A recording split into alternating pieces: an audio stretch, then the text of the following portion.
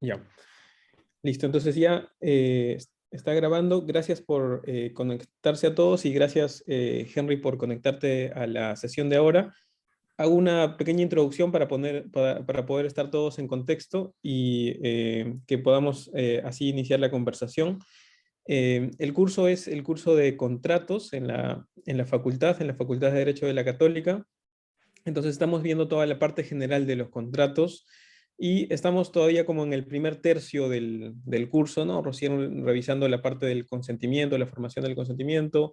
Hemos visto en estos días la modificación del contrato, pero en paralelo a los temas, digamos, tradicionales del curso de contratos, también lo que te había comentado Henry es que los chicos están trabajando en grupos, un trabajo en grupo que va a consistir en, digamos, en paralelo a las clases, ir haciendo algo así como un ejercicio parecido al que hubo la oportunidad de hacer en el grupo de revisión y mejora del Código Civil, de mirar e identificar algún tema del curso y plantear alguna modificación o propuesta o crítica, ¿no? A algún tipo de aspecto que está regulado en el Código Civil en la parte de contratos, ¿no? Entonces, algún tema, algunos cogerán el tema de resolución del contrato, la modificación del contrato, el consentimiento, ¿no? Entonces, ese es el objetivo que van a tener durante el ciclo, pero el insumo que van a tener y que están teniendo ya es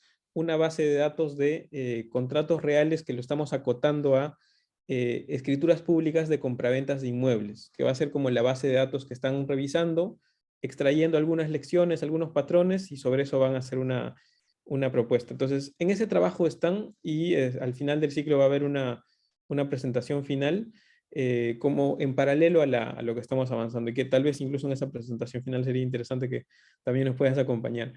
Pero justo como están haciendo ese trabajo, uno de los temas que hemos estado hablando y hablamos también al inicio del ciclo es que hubo esta experiencia reciente del grupo de trabajo que lideró el profesor Gastón Fernández, ¿no? Y en el que formaste parte de revisión del Código Civil de 1984, ¿no? Y ahí sabemos que hubo unos debates con los que participaron en esa propuesta, se hicieron algunos planteamientos de modificaciones, ¿no? Y hay, digamos, es uno de las revisiones del Código Civil que más avance tuvo y que hay un producto ahí que además es materia de análisis y de discusión en las facultades de Derecho. Entonces, tener un poco de idea de esa experiencia, tanto en la parte de fondo como también en la parte del contexto, creo que va a ser interesante tener una conversación ahora. Así que, y para eso hemos preparado un par de preguntas, tal vez para iniciar la discusión con Henry y luego pasamos a tal vez un espacio más de discusión, ¿no? Entonces, solo para introducir a Henry y presentarlo con todos, Henry Huanco es abogado por la Universidad de San Marcos y máster en asesoría inmobiliaria por la Universidad de Barcelona. Ha trabajado en los departamentos de Real Estate y de arbitraje en Baker McKenzie de Barcelona y es actualmente socio del estudio Huanco Abogados y profesor de contratos y arbitraje en la UPC y en la Universidad del Pacífico. Así que gracias de nuevo por conectarte, Henry, y ahí comienzo entonces tal vez con esas dos preguntas que tenías, algo que no sé si alguna cuestión quisieras agregar, Henry, o algún comentario, o comenzamos con las preguntas que habíamos pensado. ¿No? Comenzamos con las preguntas. Gracias por la invitación. Antes, saludo a todos los alumnos del curso y te felicito por esta iniciativa. Creo que sale de lo ordinario, de lo normal en un curso de contratos, lo que evidencia el interés que tienes en la formación de tus alumnos, un análisis crítico y productivo, ¿no? No solamente limitarse a recibir las lecciones de clase, sino también a aportar y a cuestionar, que es muy importante en la etapa universitaria. Bueno, Sí, sobre la primera pregunta que habías mencionado. sí, o tal vez ahí la leo o la comento para que todos puedan estar ahí en contexto, digamos, eh, yo había puesto uno de los temas que ha sido siempre discutido entre los civilistas, es la mecánica de trabajo que se siguió en la elaboración del Código Civil de 1984 en comparación con la elaboración del Código Civil de 1936. Por ejemplo, una de las cosas que siempre se dice es, en el caso del Código Civil de 1984, hubo un grupo grande de juristas que intervinieron, mientras que en la comisión del Código de 1936 fue un grupo más pequeño, más consistente, ¿no? Pero tal vez más, con menos voces o con menos opiniones, ¿no? Entonces, como ejemplo, ¿no? De varios temas que son bien centrales en los debates en los temas de derecho civil, ¿no?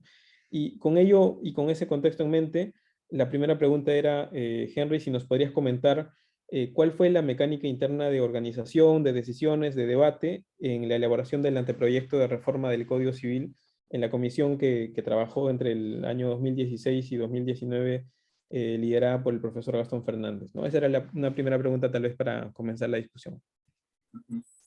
Bueno, esta comisión estuvo conformada por 6 miembros de la comisión y 3 secretarios técnicos. Pero en realidad no fue como el Código 36, en que solamente un grupo de abogados ilustres se reunieron y hicieron las propuestas de reforma, sino en este caso la comisión además creó subgrupos. Entonces, en función a cada libro del Código Civil. Así, por ejemplo, habían algunos, tal vez lo puedo compartir, de repente sea más gráfico. ¿Me Sí, permite? ahí debería estar habilitado para poder compartir. Ya, perfecto. Entonces, acá voy a compartir para que puedan apreciarlo mejor. ¿Está? Entonces, ahí pueden ver.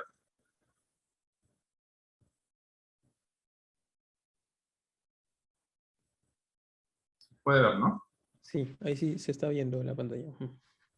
Ya, acá. Cada libro del Código Civil estaba supervisado bajo un miembro de la comisión y se había elegido a su vez un coordinador. El coordinador no era necesariamente un miembro de la comisión. Todos los supervisores sí eran miembros de la comisión. Estaba Enrique Barsi, Gastón Fernández, Gustavo Montero, Juan Espinosa, Carlos Cárdenas. Todos los supervisores eran miembros de la comisión. Pero se había conformado subcomisiones por cada libro del Código Civil. Entonces teníamos una subcomisión del libro 1 de personas, del libro de dato jurídico, de familia, de sucesiones, y cada subcomisión estaba conformada por muchos abogados. Habrá sido más o menos entre 15 o 20 abogados por cada libro del Código Civil. Y eran abogados no solamente bajo un perfil específico. Se procuraba tener una convocatoria amplia y que los abogados sean de distintos perfiles. Por ejemplo, habían notarios, habían jueces dentro de las subcomisiones, árbitros, registradores, abogados en ejercicio, incluso abogados también no solamente de Lima, sino también de otras ciudades de nuestro país. Entonces, más o menos conformaban entre 15 o 20 abogados cada subcomisión. Y dentro de esos 15 o 20 se reunían periódicamente. Ellos tenían un coordinador, ¿no?, que estaba en función a cada libro. El libro 3 de familia, por ejemplo, era Carmen Julia Cabello Matamala. El libro 4 estaba bajo la coordinación de Guillermo Loma. El de Reales de Moisés Arata. Las obligaciones de Gastón Fernández. Entonces, ellos se reunían, las subcomisiones se reunían, ellos tenían un propio horario, una propia periodicidad, se organizaban cada uno de las subcomisiones, y el trabajo final, que era luego el debate que ellos hacían, enviaban a través del coordinador ya una propuesta. Así teníamos una propuesta de modificaciones para el libro de familia, para el libro de acto jurídico, para el libro de sucesiones, una propuesta de cada uno, y esa propuesta final era la que se sometía al debate ya de la comisión, de los 6 miembros de la comisión y los 3 secretarios técnicos. Ese fue internamente así fue como se organizó, y ya los miembros de la comisión nos reuníamos los días miércoles, me parece, a las 6 de la tarde, a veces hasta las 9 o 10 de la noche en el Ministerio de Justicia, y era una reunión semanal en alguna ocasión creo que tuvimos también en una semana 2 sesiones por semana, y ahí es donde analizábamos uno a uno cada una de las propuestas que cada subcomisión nos hizo llegar. Y ahí es donde se armaba el debate, y yo creo que era lo más rico en contenido, en el que podíamos discrepar, no siempre, como sucede en nuestra profesión, no siempre llegamos a acuerdos unánimes. A veces algunos profesores opinaban en sentido distinto, estaban de acuerdo con la propuesta, otros estaban en desacuerdo, otros estaban de acuerdo parcialmente. Entonces es ahí en donde ya en las reuniones de la comisión, cuando se miembros de la comisión, se comenzó a debatir cada uno de los artículos propuestos y finalmente se llegó al texto que fue publicado por el Ministerio de Justicia. Bueno, acá están, como les decía. Y también internamente nos dividimos. Éramos 3 secretarios técnicos y cada uno también nos asignaba un libro, ¿no? El título preliminar, por ejemplo, estaba liderado por el profesor Juan Espinosa y habían 2 secretarios técnicos que se encargan de hacer la exposición de motivos. Y lo mismo, cada libro estaba asignado a un miembro de la comisión, uno o dos, y a normalmente un secretario técnico. En mi caso yo me encargué de hacer la exposición de motivos de contratos, parte general, contratos nominados, derechos reales y registros públicos. Y es así que se publicó, ¿no? Ustedes solamente tengo entendido que ya han revisado el anteproyecto y ahí es más o menos la estructura. Por un lado, hemos indicado el texto vigente, el texto que se proponía modificar y el sustento de esa propuesta. Más o menos a grandes rasgos, así fue como se manejó esta comisión, casi más de 2 años, me parece que duró 3 años, ¿no? Un trabajo que finalmente se presentó al Ministerio de Justicia. Y que además trabajaron ad honorem, además, ¿no es cierto? Porque no eran parte, digamos, del ministerio, sino más bien era un trabajo por el tratar de aportar a la mejora del código, ¿no? Eso también creo que es bueno apuntarlo, ¿no? Es cierto, es cierto. Yo creo que ha sido bien pagado las sesiones en las que escuchábamos esos debates muy interesantes, en realidad, más aún nosotros los profesores que discutimos eso día a día con los alumnos, y escuchar ahí hablando sobre esos temas que tratamos en clase, pero desde perspectivas distintas, ha sido muy enriquecedor para uno. Ujú. Perfecto. Y justo pasando entonces en relación a eso, y como nos comentas que en el caso de la Secretaría Técnica, por ejemplo, estuviste apoyando en la parte de contratos, y yo hay algunos artículos en especiales, los que hemos revisado hasta ahora, como el de responsabilidad precontractual o el de los artículos sobre las cláusulas abusivas o las formalidades para la modificación del contrato.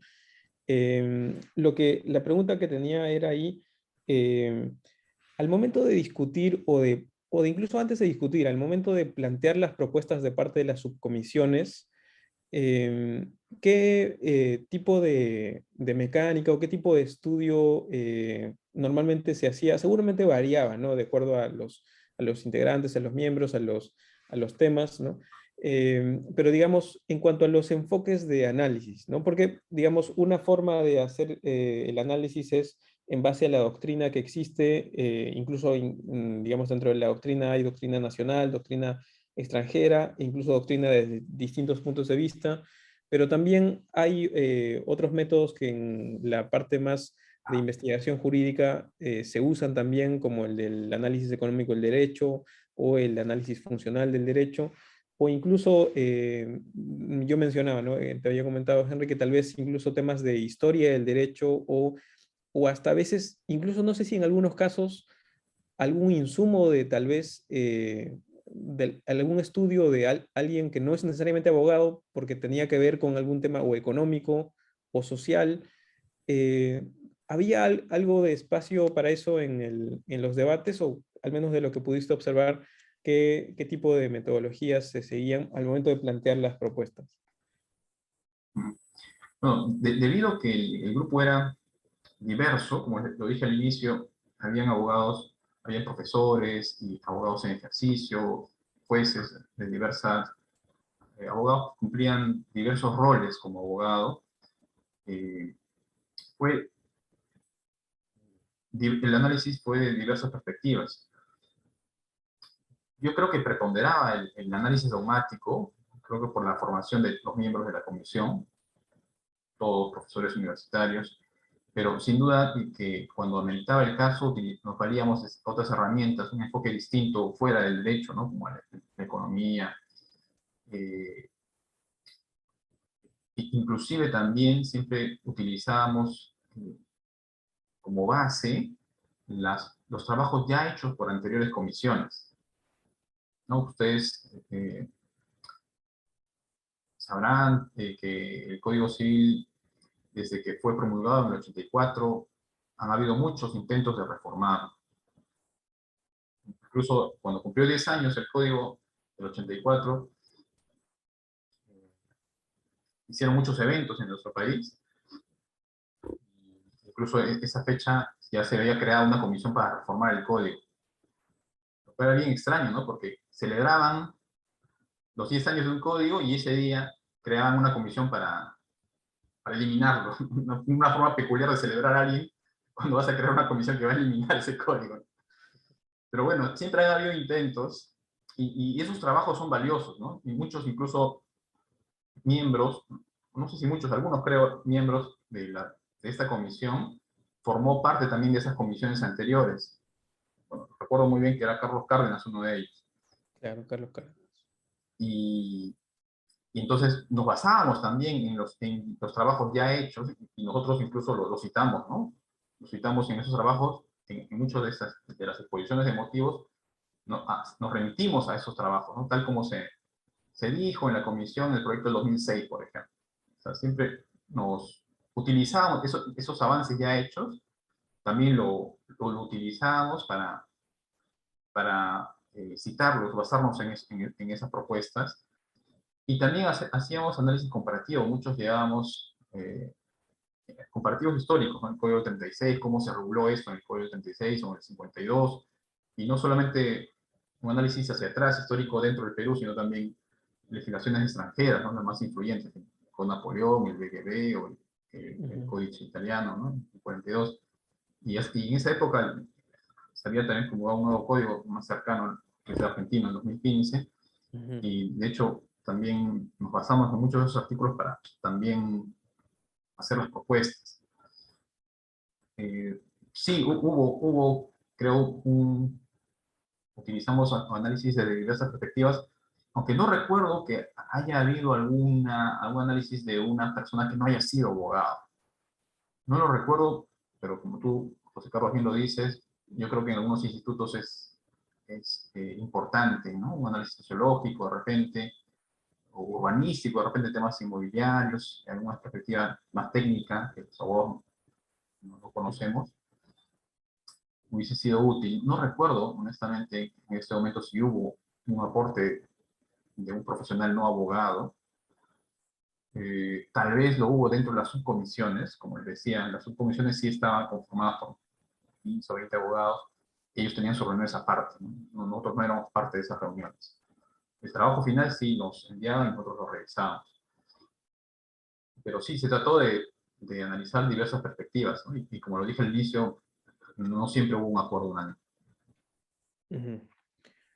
Gracias, Henry.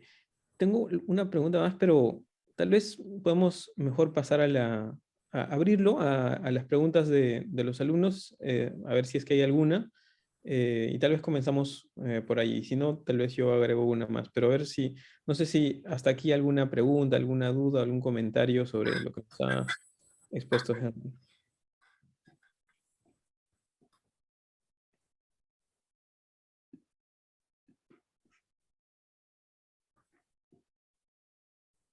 Y a ver, tal vez entonces mientras se van pensando a ver si hay alguna pregunta. Una cosa que hemos estado hablando en la clase y hemos tratado de distinguir, y hablando un poco más en la parte de contratos, es que hay una distinción que hemos hecho entre contratos corporativos y contratos cotidianos, para ponerle un término, hemos hecho, ¿no? Porque hay, digamos, un montón de la práctica jurídica que tenemos se hace con respecto a contratos, digamos, en operaciones grandes, ¿no? Operaciones inmobiliarias, corporativas, financieras grandes, ¿no? Que implican un montón de revisión sobre los temas o las instituciones jurídicas y también procesos con montos importantes y demás, pero que son menores en número, ¿no? Mientras que si uno mira, digamos, la cantidad de contratos que se celebran, por ejemplo, de alquiler o de compraventa del cotidiano, ¿no? Los que van a las notarías, digamos, en el día a día, esos tal vez son montos menores, pero en tamaño, en número, en volumen de contratos, son los más y tal vez son una buena parte de la economía, digamos, de la macroeconomía de un país, y digamos, a ellos también, a todos ellos les aplican las partes general de la regulación de contratos en el Código Civil, ¿no? Y entonces, y a veces no necesariamente una regla de un grupo de contratos aplica a la otra y viceversa, ¿no? A veces tal vez algo que se acostumbra en contratos cotidianos no se acostumbra tanto en contratos más corporativos. Y entonces, una pregunta que yo tenía era si tal vez, dado que en el grupo que estuvo trabajando la propuesta de reforma, un buen grupo de los abogados que participaron trabaja asesorando en el sector privado, ¿no? Si tal vez había la necesidad de generar más herramientas para esa otra parte de los contratos, que es la parte de los contratos cotidianos, que son los del día a día y que quizás requerirían la información a través de otras fuentes, ¿no? Que es un poco lo que estamos tratando de hacer en el curso en este ciclo, ¿no? De hecho, has mencionado que han participado notarios, ¿no? Han participado otros miembros, pero tal vez quizás nos puedas comentar eso porque ese es un tema que calza un poco con lo que estamos haciendo en el trabajo en grupo. Pero no te entendí muy bien la pregunta en concreto.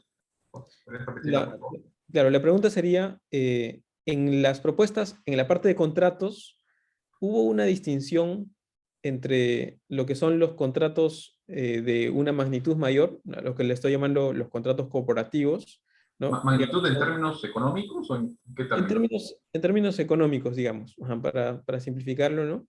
Y que por decir son los contratos que se ven, por ejemplo, en los estudios de abogados, tal vez grandes, ¿no? Que son transacciones importantes, de los que se escribe además harta doctrina, y los contratos cotidianos, que son los contratos de menor monto, digamos, ¿no? Del día a día, pero que también en volumen son importantes en la economía de la sociedad, ¿no? ¿Era algo que estuvo en la discusión o no se conversó mucho desde ese punto de vista? No, en realidad en ningún momento se hizo esa diferencia. eh, Porque en principio el código se aplica para contratos grandes y chicos. eh, no vería cómo hacer una regulación distinta. No sé si algún país lo tendrá también, ¿no? De las legislaciones que conozco, no recuerdo alguna que haga esa diferencia.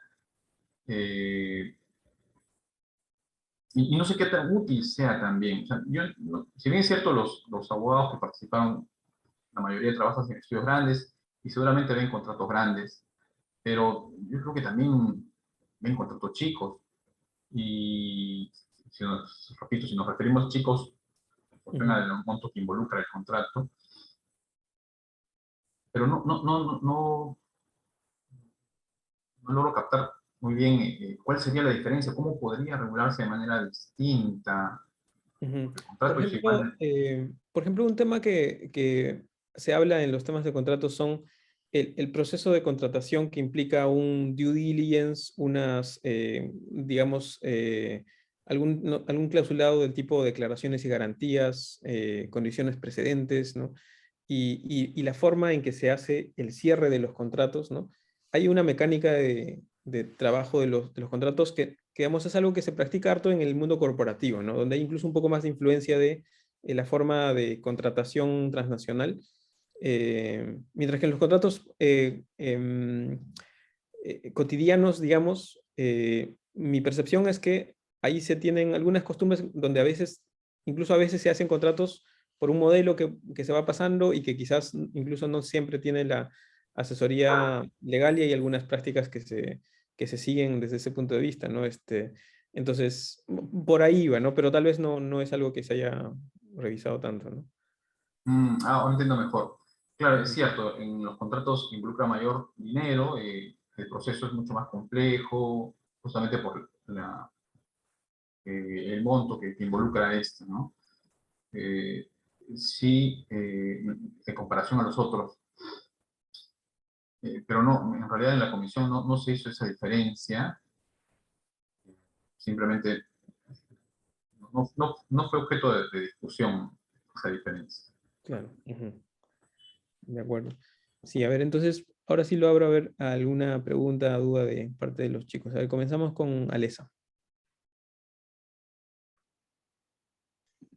Sí, buenas tardes, profesor, buenas tardes, doctor Henry.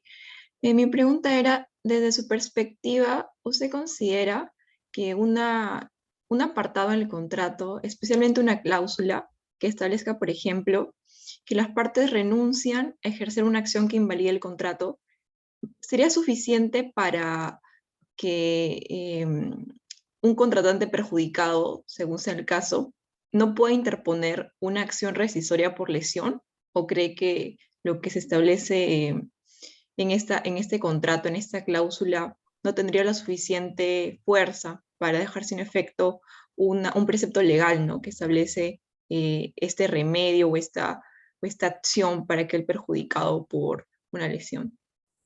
Que es un tema que, por cierto, solo para agregar una colita a lo que comenta Alesa, es un posible tema que uno de los grupos va a tocar, ¿no? Y una de las cosas que han observado, por ejemplo, los chicos al mirar ejemplos de contratos es esa típica cláusula que se pone, hay una perfecta equivalencia entre las prestaciones, ¿no? Que se acostumbra mucho de poner en los contratos y hay la pregunta de qué efecto podría llegar a tener, ¿no? Como para un poco ponerle también contexto a lo que comenta Alesa.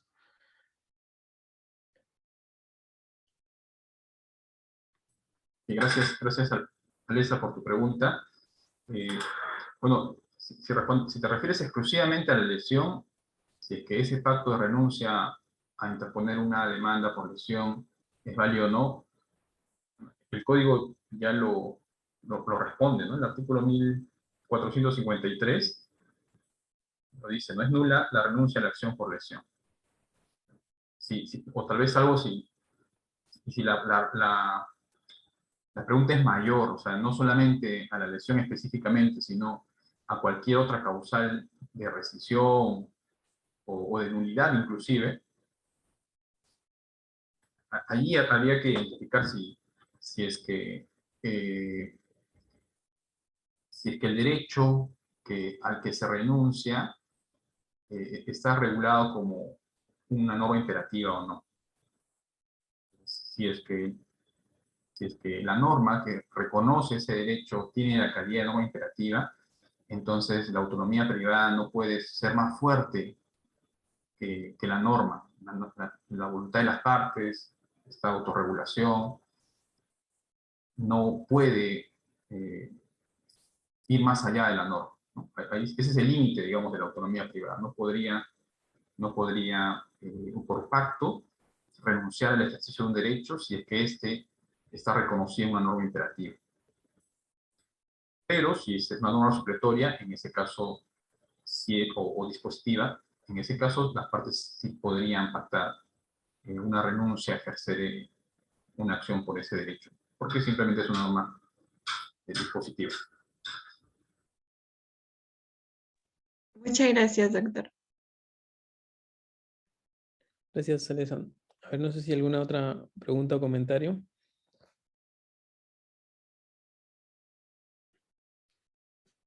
A ver, justo sobre ese punto, Henry, había, hay estas cláusulas, ¿no? Que se suele poner a veces, la base de datos que estamos utilizando es un grupo de escrituras públicas de compraventa de inmuebles, ¿no? Y ahí hay esa cláusula típica que se suele poner, que no sé si alguna vez también al proyectar un contrato hayas pensado la pertinencia de ponerlo, o no, de la perfecta equivalencia entre las prestaciones, ¿no? Y creo que a veces incluso se usa la fórmula de las prestaciones son equivalentes y cualquier diferencia las partes se hacen recíproca y mutua donación. Me acuerdo que a veces se pone el fraseo, y así lo han observado además los chicos en algunos ejemplos de contratos, ¿no? Entonces, claro, ya nos has comentado que se podría renunciar lo que sea disponible, no lo que la ley no le impida, pero no sé si en algún caso, en, en la discusión sobre el código, haya habido algún ejemplo en que hay algo que el código tal vez ahora no permite, pero que el hecho de que las partes lo vayan pactando o lo vayan poniendo haya llevado a que se cambie esa regla, o sea, proponga cambiar esa regla, ¿no? El ejemplo más claro que tengo en mi cabeza, que es la parte que es de obligaciones en realidad, es lo de la mora automática, por ejemplo, ¿no? Pero tal vez no sé si algo de esa experiencia haya habido en alguna de las comisiones, en alguno de los debates de lo que hayas observado.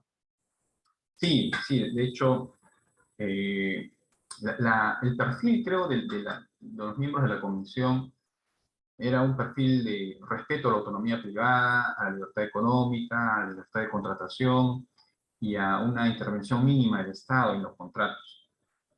Entonces, la política y la premisa de la que todos teníamos los miembros de la comisión y la Secretaría Técnica era eh, permitir que las partes pacten lo que ellos crean conveniente, quién mejor que las partes para saber qué es lo mejor para ellas, siempre que este pacto no afecte a terceros o no afecte al orden público. Entonces, hemos identificado varias prohibiciones o restricciones en el Código Civil que hemos propuesto suprimirlas o modificarlas. Recordemos que el Código Civil es del año 84 y en ese año estuvo vigente la Constitución del 79, que tiene una visión totalmente distinta a nuestra Constitución actual del 93. Entonces, si nos enfocamos en ese contexto en que el Código de 84 fue promulgado, la Constitución del 79 tenía una economía social, una intervención mayor del Estado en la economía, y eso también se plasmó en el Código Civil. Por ejemplo, hay algunas normas, sobre todo en derechos reales, que establecen límites. Ustedes recordarán en sus cursos reales que el artículo 882 prohíbe que una persona se obligue a no vender, o no grabar o disponer un bien de su propiedad. Es duro el pacto en que una persona se obligue a no hacerlo. Entonces, eso también es una prohibición que no tiene ningún sustento. Bajo nuestra perspectiva, no lo tenía, y por eso también se propuso modificarlo, ¿no? Porque, ¿por qué no permitir a una persona dueña de un bien? Porque, ¿en qué afecta a terceros que yo me obligue frente a José Carlos, por ejemplo, a no vender este libro? ¿A quién afectará? ¿A Stephanie, a Vanessa, o a David, o a Renato, Estefanía? No les afecta a ustedes, ¿no? A nadie en la sociedad afecta. Entonces, ¿por qué este tipo de pactos no es válido? Hay algunas razones ahí, creo que no quiero desarrollar mucho el concepto, seguramente ustedes también ya lo conocen, pero ese es un ejemplo. Otro ejemplo es los plazos máximos, ¿no? También el legislador en ocasiones restringe la libertad, la autonomía privada, restringiéndonos plazos de contratos. El típico caso es el arrendamiento. La ley dice que el contrato de arrendamiento puede tener un plazo máximo de 10 años, y no pueden pactar plazos mayores. Una pregunta, ¿no? Si yo arriendo mi casa a José Carlos por 20 años, ¿en qué afecta eso a Emma, a John, a Alessandro? A nadie, ¿no? ¿Por qué el Estado nos restringe nuestra libertad?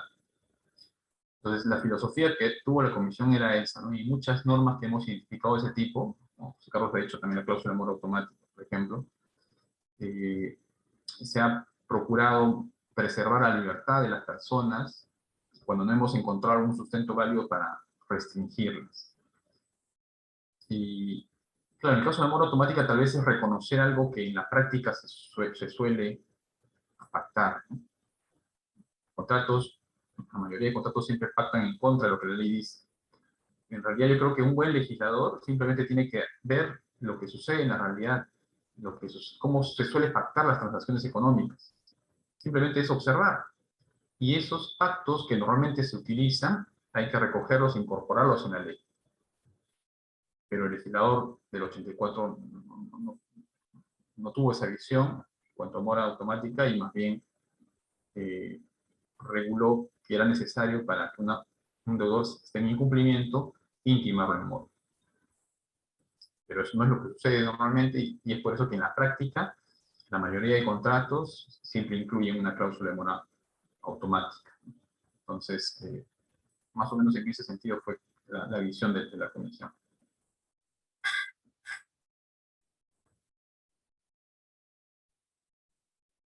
Gracias, Henry. A ver, no sé si alguna otra pregunta o duda. ¿Y sobre qué más temas están analizando los alumnos? Sí, a ver, alguno de los temas, justo hoy día tenían como límite para elegir sus temas, los grupos. Entonces, ¿qué otro tema alguno de los otros grupos está eligiendo? Sé que algunos estaban pensando estudiar el objeto del contrato y cómo se regula en los ejemplos de contratos que estamos tomando. Ahí había el caso de los temas de lesión, ¿no? Y esta cláusula. Pero a ver, no sé si algún otro grupo, tal vez que de ahí algún otro tema que se me está pasando. Y que podamos aprovechar además a Henry, que incluso no solo está en la comisión, sino además es profesor de contratos en más de una universidad. Renato, ¿tú qué temas has identificado?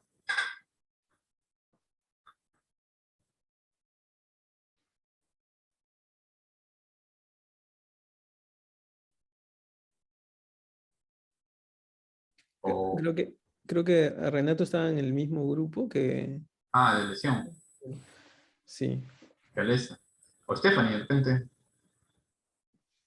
también está en el mismo Ajá. grupo. No, sí, justo también, ay, disculpe, buenas tardes con todos.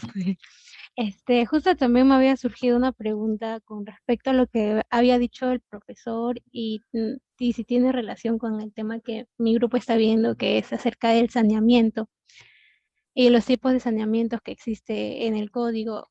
Buscamos en este anteproyecto, pero bueno, yo no encontré, no sé si busqué mal, pero no encontré como que algún apartado que hable del saneamiento. Pero bueno, la duda del grupo era más que todo que las contradicciones, si es que se puede decir contradicciones que existe, por ejemplo, con lo mencionado, lo que dijo el profesor sobre que las partes, el comprador y el vendedor pactan en que de alguna manera ya no se va a llegar a modificar el costo de la transferencia, ¿no? Pero si llegase a haber algún problema y se tenga que pedir el saneamiento por evicción, ¿no habría como que una cierta contradicción entre el hecho de que ya es inmodificable el monto de la transferencia con lo que podría recibir una persona por saneamiento de evicción? Y también mi otra pregunta era, ¿por qué Pero sí, o sea,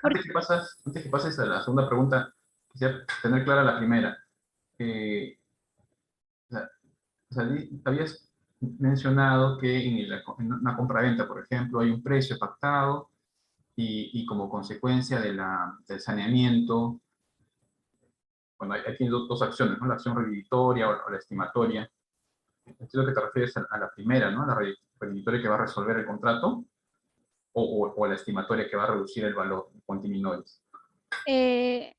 nos estábamos centrando más en la estimatoria, sobre la, Ya, la alteración del costo, la bueno, el costo reducción. real. Ajá. Ya, entonces, como consecuencia de esa acción, eh, se va a reducir el precio en función al vicio que tenga el bien. Esa es la consecuencia. ¿Cuál era la pregunta?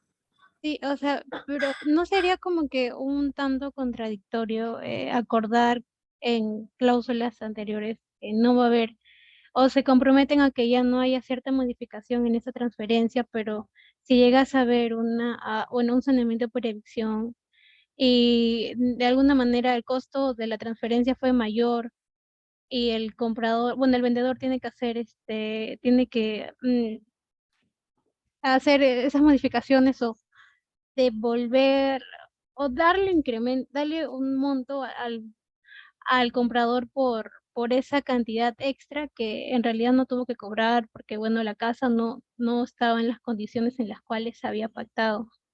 Pero, Y si eso, tal vez se puedo agregar, Stephanie, que va un poco de la lógica de lo que hace un rato nos mencionaste, es decir, si las partes, no, llevando esto al extremo, ¿no? Que por ejemplo yo no estaría de acuerdo, ¿no? Pero si las partes tienen la voluntad de decir, ya, cerramos el contrato, ya no nos vemos más, ya nos arreglamos cada uno, ¿no? Entonces, en otras palabras, quisieran excluir cualquier acción de saneamiento que estamos hablando ahorita, pero tal vez quisieran excluir cualquier acción de excesiva onerosidad de la prestación, de lesión, que claro, ya nos has respondido que legalmente ahorita no se puede, ¿no? Pero pensando en eventuales modificaciones del código, ¿no será entonces que, siguiendo la lógica que hace un rato nos mencionaste, que eh, hay alguna posibilidad de que si es que no perjudica a nadie, no debería impedirse ese tipo de pactos, o es que sí hay cosas que, digamos, de todas maneras se debería dejar en el código que sí deberían mantenerse, aun cuando las partes quieran, digamos, cambiarlas o quieran renunciar a ellas, digamos, ¿no? Ese tal vez podría ser un tema bien conectado con el primer punto, antes de pasar a la siguiente pregunta de Stephanie. Claro, es una pregunta bien interesante, porque es cierto, o sea, si decimos que lo que las partes pacten debe respetarse, ¿no? Pacta sunt servanda, y, y las partes son responsables de su pacto. Si renunciaste, piña, no podrás reclamar después. Sin embargo, hay algunos aspectos que tal vez una de las partes sabía y la otra no, y, y de haberlo sabido, tal vez no hubiese hecho ese pacto. Es el caso del saneamiento, ¿no? De vicios ocultos, por ejemplo, porque las partes cuando celebran el contrato no saben que la existencia de ese vicio, porque si hubiesen sabido, tal vez no hubiesen pactado esa renuncia. Ahí sí el tema es cuestionable, ¿no? Si bien es cierto, por un lado tenemos la autonomía privada, las partes son responsables de sus pactos, si renunciaste, ya lo acordaste y debes respetar tu pacto, pero también el Estado, a través del Código Civil, debe regular también las conductas eh, que puedan dañar a otra. En el caso específico del saneamiento, incluso ni siquiera es su supuesto responsabilidad subjetiva. Basta que se verifique el vicio oculto con independencia de que por dolo o culpa existió ese vicio, es un supuesto que no es relevante para el análisis del saneamiento. Eh, Tal vez allí el Estado, a través, repito, del Código Civil, se ha pretendido tutelar a los sujetos para desincentivar tal vez ese tipo de conductas. Porque puede ser que la otra, sabiendo la existencia de ese vicio, imagínate, Stephanie, ¿no? Que yo te vendo una casa, pero yo sé que tiene algún vicio, que no es ostensible, no lo puedes tú advertir. Entonces yo sabiendo ello, te digo, mira, Stephanie, vamos a firmar una cláusula en la que tú renuncies a cualquier tipo de acción que reclames. Y tú confías en lo que yo te digo, y dices, ya, perfecto. Entonces, pero luego adviertes de ese vicio. Y parecería que no es justo que tú asumas ese costo, que tú no lo has causado, y que más bien parecería que el Estado debería reaccionar tutelándote, en este caso a ti, para que puedas tener algún tipo de reclamo. En el caso en concreto, si es que la casa que te vendí valía $200.000 y como consecuencia de ese vicio vale 150, tendrías derecho a que te reembolse los 50. Tal vez el Estado analiza esa situación y se debe evitar esas situaciones, ¿no? Porque no sería injusto. Y ahí sí no se podría incluso hacer el razonamiento de decir, bueno, pacta sunt servanda, las partes pactaron, renunciaron y, y son libres de ello. Aunque según nuestra legislación, o sea, sí nos permiten restringir la responsabilidad por saneamiento. Sí, justo ahí, o sea, creo que va relacionado a mi segunda pregunta, que es en los contratos que hemos revisado, pactan el saneamiento por evicción, pero solo el saneamiento por evicción y no menciona nada de saneamiento de vicio. Y ahí también entra el otro punto de que lo que usted nos está comentando, que la otra persona, el vendedor, sabía que la propiedad venía con fallas y que en realidad el precio que estaba pidiendo no era el que realmente valía. Pero o sea, los compradores en sí, en ese tipo de saneamiento no encontrarían protección, puesto que en la cláusula solo el comprador, o diré el vendedor, bueno, ambos están pactando saneamiento por evicción, pero no mencionan nada de saneamiento por vicio. Y ahí también yo digo, al final habría un vicio de voluntad del comprador, porque él compra pensando que la casa es A, o tal cual, pero en realidad la casa no era A. Y su intención sí era comprar A, su voluntad era comprar una casa A, pero termina adquiriendo una casa B, algo que no era. Entonces, yo digo, el código no tendría que también dar cierta protección o tratar de prever estos aspectos. Bueno, si se verifican los requisitos de un vicio de la voluntad, entiendo que sería el error tal vez, que sea determinante y conocible, podrías pedir la anulación no por saneamiento, sino porque existe un error. Eso ya está regulado. Eh, Creería que sí, o sea, el legislador creo que en estos casos ha querido evitar que puedan presentarse situaciones que perjudiquen a adquirentes en, en transferencias de bienes, de posesión, propiedad o uso, que es lo que dice el Código Civil en saneamiento, y por eso regula el saneamiento. Estoy viendo incluso acá el 1520 establece, dice la renuncia al saneamiento es nula cuando el transferente actúa con dolo, culpa inexcusable respecto a la existencia de vicios del bien al momento de celebrarse el contrato o de pactarse la renuncia. O sea, si bien es cierto, por un lado yo soy partidario del respeto a la autonomía privada, pero también tenemos que, que no utilizar esta regla al extremo. Hay situaciones eh,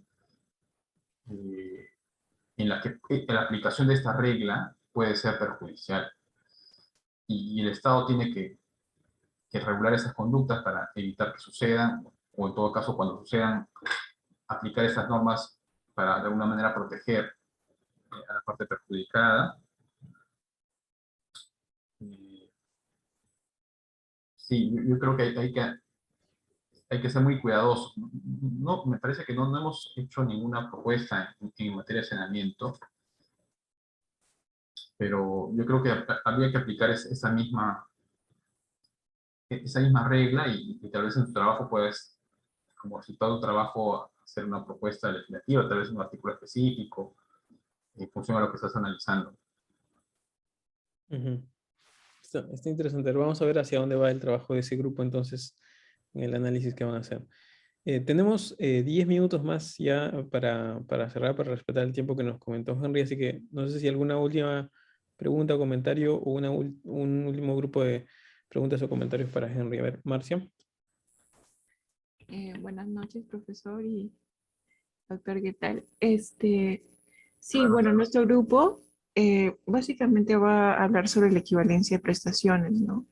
La cláusula o sea, en donde se señala que ambas partes están de acuerdo o sea, el precio de venta, o sea, en un contrato de compraventa, ¿no? Por poner un ejemplo, el bien que se está obteniendo, o sea, tiene una equivalencia con la cantidad de dinero que se está dando, ¿no? Por él. Y aquí me gustaría leer como que una cláusula en específico para hablar sobre eso. Y bueno, dice, equivalencia entre el precio del inmueble, el precio y los inmuebles que conforman el edificio. Las partes declaran que entre el precio de venta y el edificio que se vende existe la más justa y perfecta equivalencia, y que de haber una diferencia de más o menos, que en el momento no la perciben, será de ella mutua gracia y recíproca donación, renunciando a cualquier acción o excepción que tiende a invalidar los efectos legales de esa transferencia, invocándose dolo, error, lesión, violencia o cualquier otra causal, así como los plazos legales para interponerlas. O sea, mi pregunta va en que si bien existe esta cláusula de equivalencia de prestaciones, existe otra forma de remedio, ¿no? Contractual, que es el de la excesiva onerosidad de la prestación, ¿no? Y esto es un análisis posterior, o sea, que se vendría, o sea, es como una situación posterior a la celebración del contrato, en donde por un evento totalmente imprevisto que se escapa, por así decirlo, ¿no? De las manos de una de las partes, esta queda incapacitada de cumplir con la o sea, con la contraprestación hacia la otra parte. Entonces, según, bueno, como he leído, me he informado, lo que se permite es que un juez determine o no, si es que el contrato se va a llevar a cabo, si de por sí, o sea, ya no, o sea, el análisis en verdad queda en manos del juez. En ese sentido, me gustaría entender, o sea, si es que existe la posibilidad de un análisis posterior, ¿por qué se coloca este tipo de cláusulas en donde expresamente las partes renuncian, ¿no? A cualquier, como dicen, como leía, a que si existiera una diferencia posteriormente, harán de gracia mutua y recíproca donación. O sea, a pesar de eso, igual la otra parte puede recurrir a este remedio, a pesar de esta cláusula. Gracias. Gracias, Marce, por tu pregunta. Y solo primero para precisar, en la excesiva onerosidad de la prestación no es que la prestación sea imposible de cumplimiento. Sí se puede cumplir, pero a un costo mayor que el inicialmente previsto. O sea, por eso va a ser excesivamente oneroso cumplir, pero sí se puede cumplir. No es que no se pueda, ¿no? Porque la imposibilidad está regulada en otro artículo del Código Civil, cuando no se puede cumplir. Pero en este caso sí se puede, simplemente a un costo mayor que el inicialmente pactado. Entonces tenemos por un lado una cláusula del contrato en que las partes acuerdan que entre el bien y precio, imaginemos una compra-venta, hay equivalencia y renuncian a cualquier acción que tienda a cuestionar. Y por otro lado, tenemos la excesiva onerosidad de la prestación, que establece que por algún evento extraordinario, imprevisible, una de las prestaciones devienen imposible, o mejor dicho, de cumplimiento más oneroso. ¿Qué regla aplico? Que ya en la cláusula las partes pactaron que hay igualdad de equivalencia de prestaciones, pero en los hechos ocurre algo distinto. Allí también aplica lo que inicialmente habíamos comentado respecto a la lesión. En el caso de la excesiva onerosidad de la prestación también es nula la renuncia. Entonces, si se verifican los requisitos de la excesiva onerosidad de la prestación, entonces tendrás derecho a ejercer los remedios que la ley prevé en estos casos. Por más que exista un pacto, porque nuevamente, al ser una norma imperativa, el pacto de las partes no puede ir en contra de esta norma.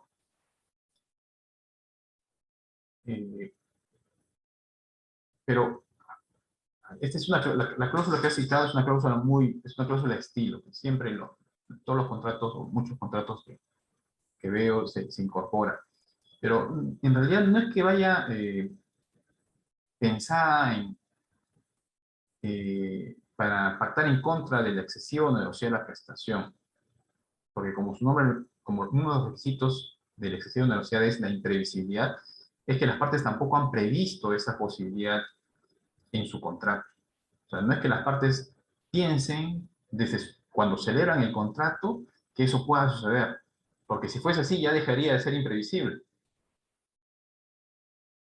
¿no? O sea, las partes, la excesiva onerosidad de la prestación un requisito es que sea imprevisible, que las partes no hayan podido prever. Entonces, en mi opinión, esa cláusula no constituye una renuncia a la acción por excesiva onerosidad de la prestación. No es ese el propósito.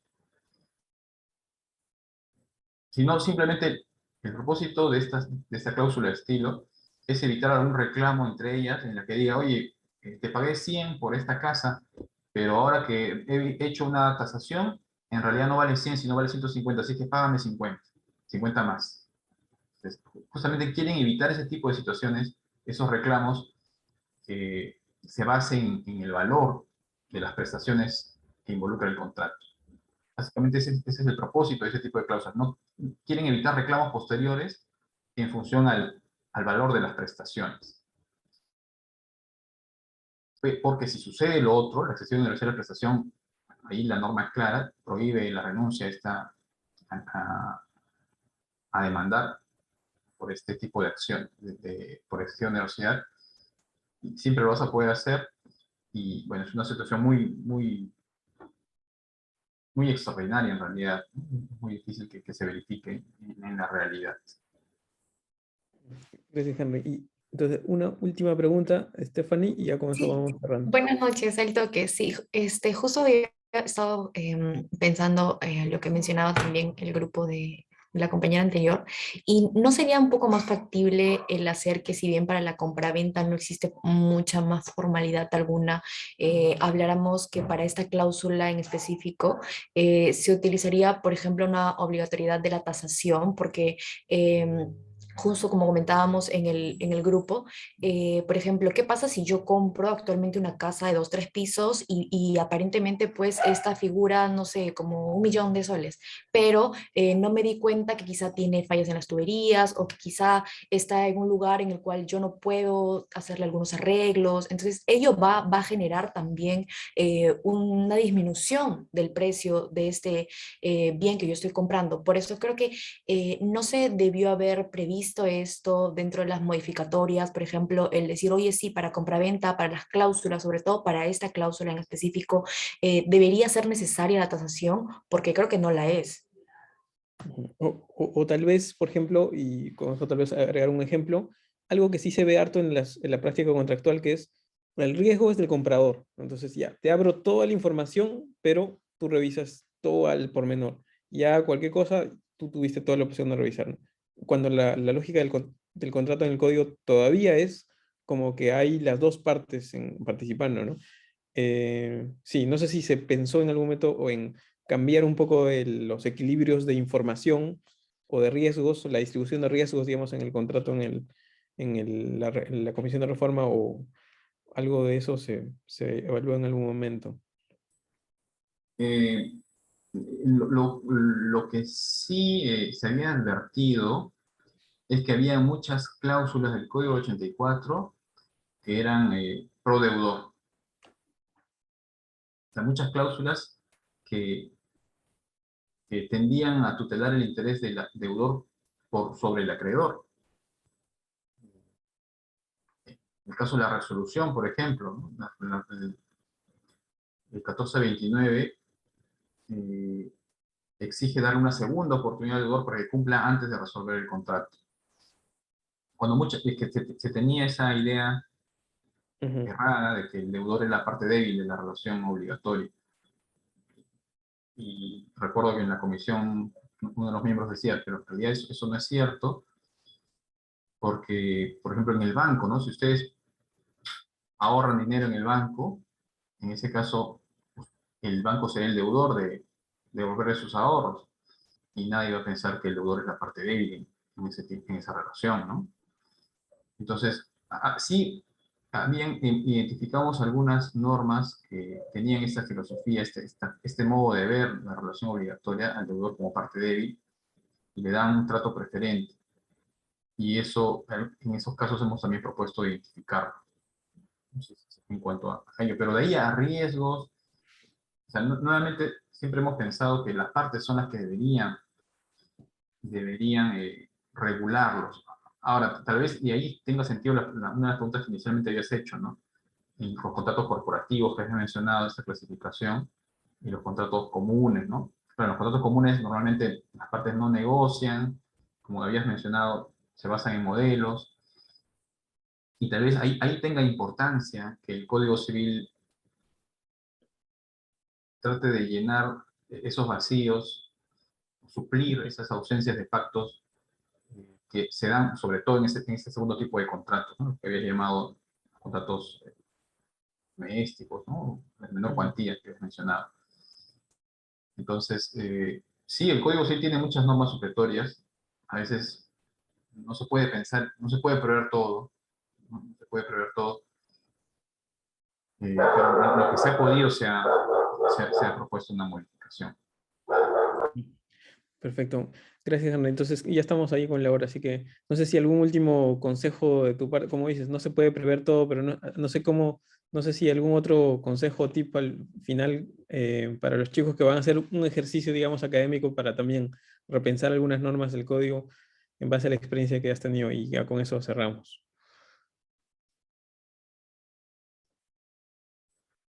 Sí, bueno, me parece ese trabajo de campo que es pocas veces abordado en una clase y a veces perdemos de vista que en la clase no solamente debe ser la transmisión de conocimientos,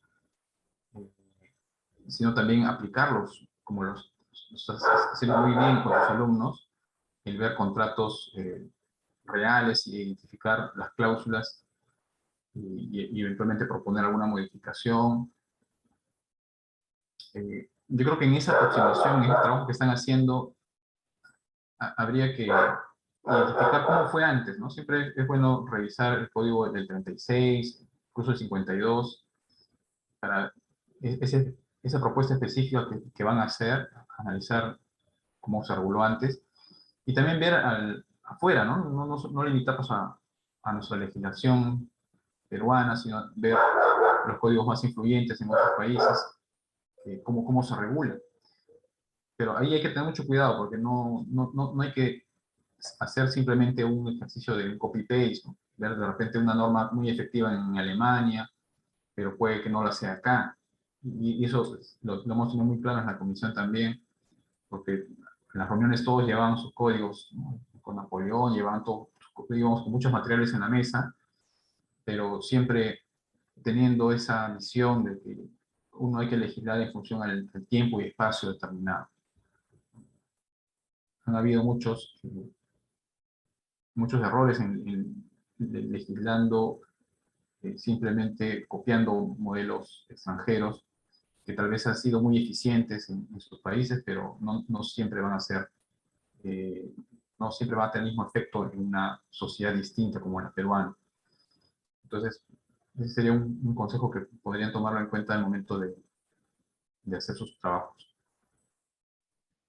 Gracias, Henry. Sí, de acuerdo, 100% observar la realidad propia. Bueno, muchas gracias, Henry, entonces por el tiempo. Creo que ha sido bien interesante y ver un poco de los entretelones del trabajo de la comisión y además felicitaciones por ese trabajo y ojalá que siga debatiéndose y tal vez ojalá que bueno, vaya incluso a la parte ya más política que es la de una eventual evaluación de su aprobación. Así que un aplauso virtual de parte de nuestra, así que hasta una siguiente oportunidad, Henry. Muchas gracias por tu exposición. Encantado, José Carlos, muchas gracias a todos ustedes, Renato, David, a Jessica, Stephanie, Vanessa, a todos por su participación y encantado para cualquier otra oportunidad que creas conveniente de reunirnos. Gracias, Henry. Bueno, cuídense. Nos quedamos entonces con los chicos un rato más, así que voy a parar la grabación acá.